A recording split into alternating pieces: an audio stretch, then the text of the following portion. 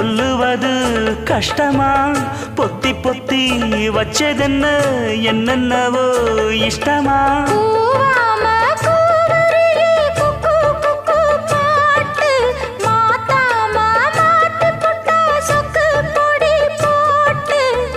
யாரிடத்தில் உன் மனசு போச்சு